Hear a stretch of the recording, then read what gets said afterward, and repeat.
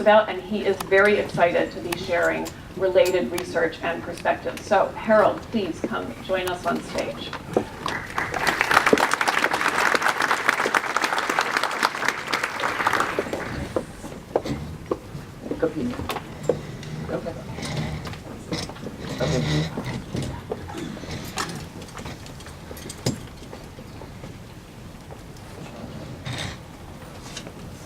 And we're up.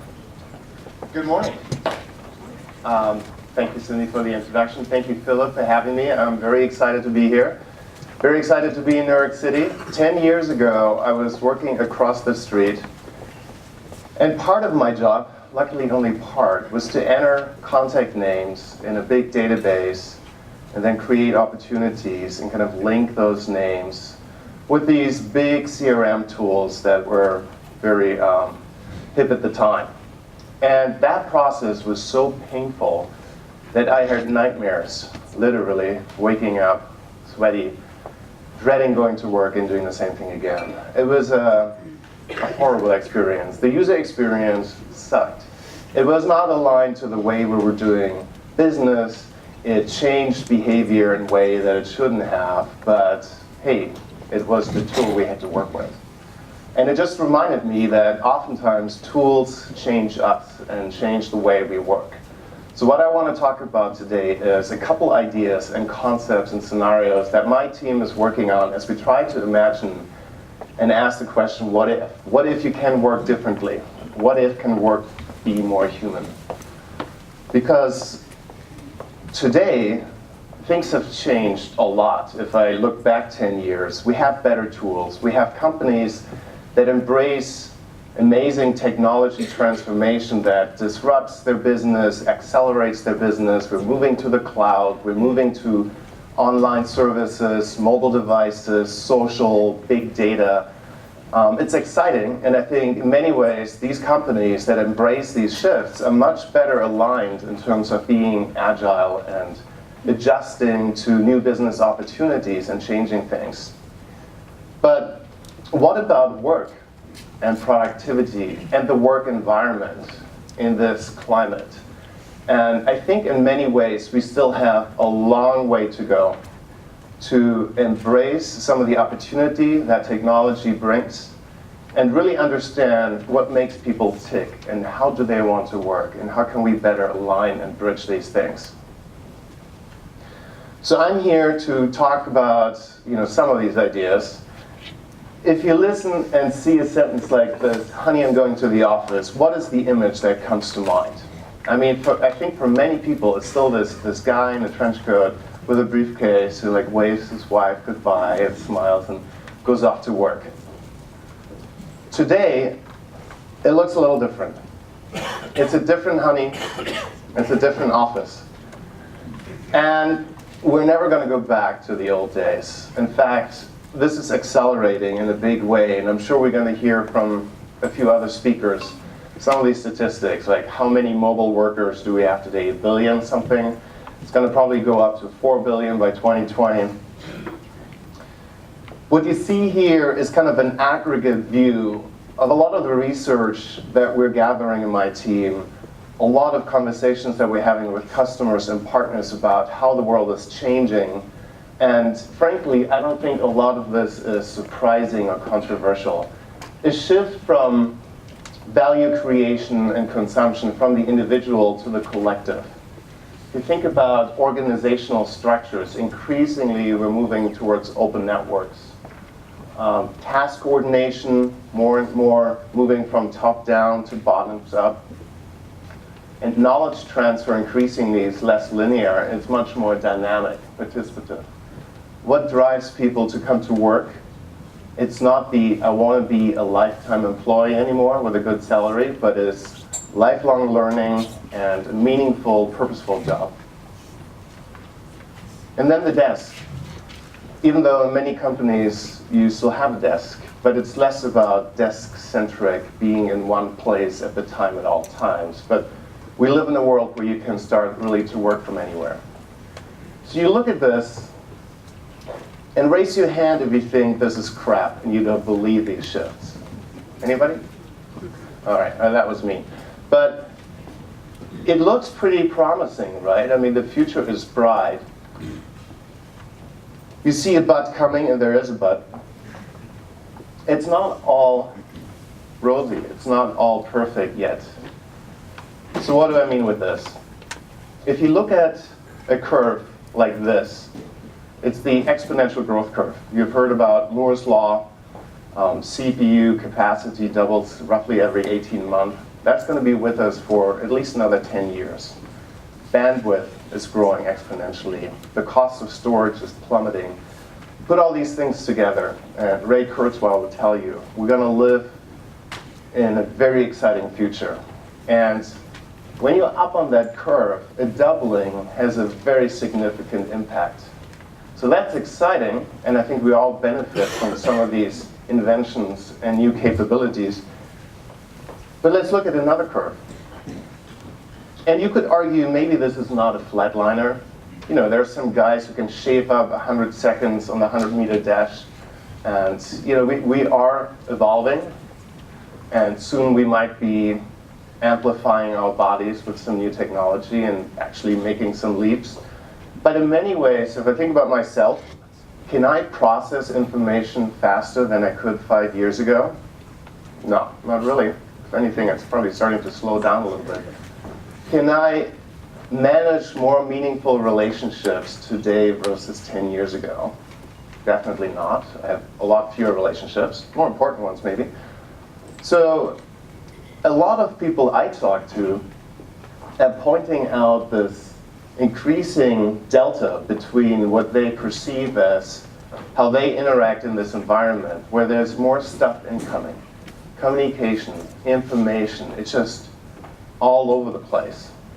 And this sense of anxiety, I don't think is evolving into a happy state. In fact, more and more people feel overwhelmed, and they're grasping for tools, but then they get bombarded with different capabilities, and they feel like they have to somehow manage that environment. And I don't think that's the direction we want to go long term. So where does that leave us? I want to show you a couple more data points that I think are just astonishing.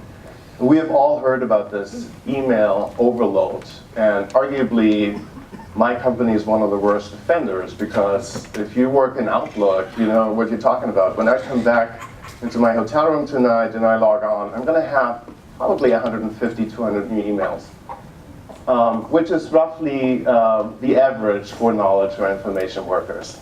And my day is oftentimes a lot more than that. And the time it took the slide to come up, that's when 300 million emails were sent, which equates to roughly 11 interruptions per hour. And there's research that shows that that actually lowers your IQ by about 15 points if you're a guy, which is the equivalent of being stoned. Interestingly, when you're a woman, it only gives you like a slightly buzzed feeling. So this is not good if you want to have a happy, productive workforce. Although being stoned, maybe, I don't know. But in any case, there's other research that I've seen that shows that, it's UC Irvine and Army researchers that show that when you turn off the email machine, people are actually happier and more productive. And if you don't, and if you continuously check your email, people are starting to become less cooperative and justifiably think that that's what they ought to do, because they have to work their inbox. Some other perspectives. If you look at the work environments, and I think a lot of folks in the room are a lot more knowledgeable on this front, but we see today, because of the shift in work, global companies, distributed teams, that people are on the road a lot more and on the go, and the office space is empty.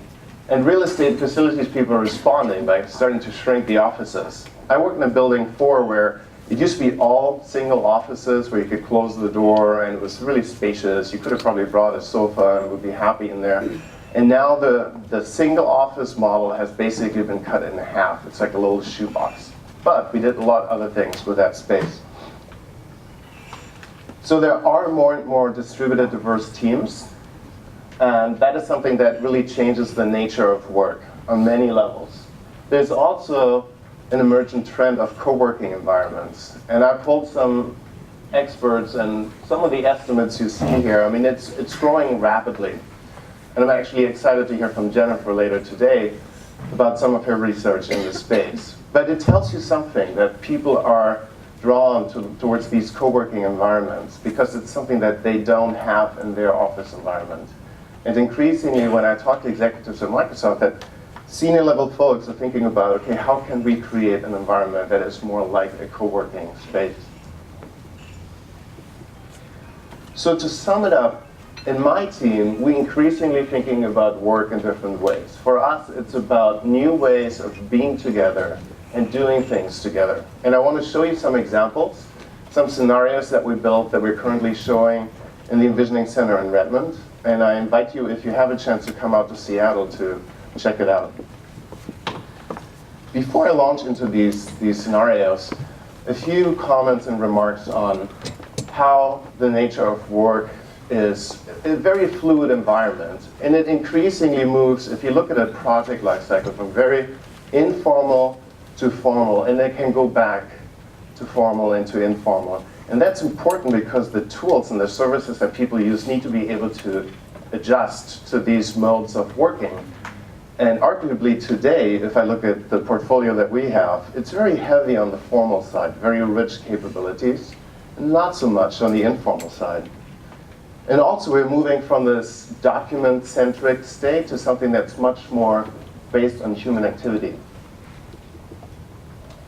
So for us to be able to make work more human, it's really, and that's the core of it, it's about bringing people together in new ways, sharing experiences, allowing them to collaborate, to co-author, to create and consume content together, to connect to expertise in easy ways. It's also about creative flow, staying in the zone of where you can do your best work without being interrupted by having to open up separate tools or applications or getting bombarded with communications that take you out of this flow. And finally, what we call enhancing our intuition, making us smarter, relates to this notion of serving up just the right relevant content based on your context, based on the people you work with, based on the project that you're engaged in, which is right now very hard to do. And there's still a lot of burden on the employees to kind of find the data, find the documents, find the people. Now with investments in machine learning, big data, data visualization, I think we're on the cusp of providing much better services on that front. So these three threads together are, for us, what can make work more human. And they're kind of the underpinnings, the pillar of our vision. So how could that look like? What you're going to see now are images and storyboards from my team, and think of them more as a concept card. They're not product roadmap v-next, what Microsoft is shipping next year, but they're ideas. In many ways, they're disruptive, and we sit down with our R&D teams and share those and have conversations about where do we need to go, where do we need to invest in to bring out some of these capabilities. So it's an invitation for a conversation. And we share those with customers in our Envisioning Center. So what you see here is an interactive work desk. As you walk towards it, it recognizes you, it adjusts its ergonomic settings, there might be facial recognition, maybe it's sensing your device, and you can very easy connect and get all the content that you need without having to open applications. You can share content across devices, so you might walk up to it with a tablet and you just swipe over and you have your content laid out on this much larger surface that then allows you to do things that you couldn't or wouldn't want to do on a small tablet. So we love this whole mobile-first movement, but we believe there is a place for large displays in a work environment for people to really be productive. This is the motion study that my team did that kind of shows a little bit how this might look like. It's not just sharing content exactly in the same format, but it's then taking advantage of the real estate. Here you see some tools that we think are important to actually make this productive. And they are not on the device, they're pretty much with you. And you can engage with content in very simple ways, oftentimes by combining several input modes, like conversational input, touch, inking, voice.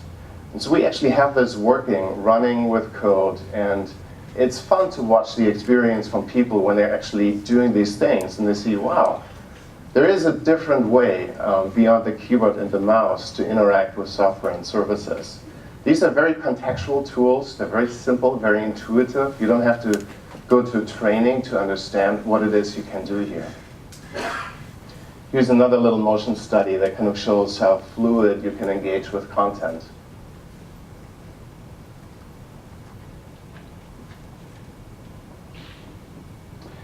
And we're interested in ways to allow folks to discover relevant content. So what we're showing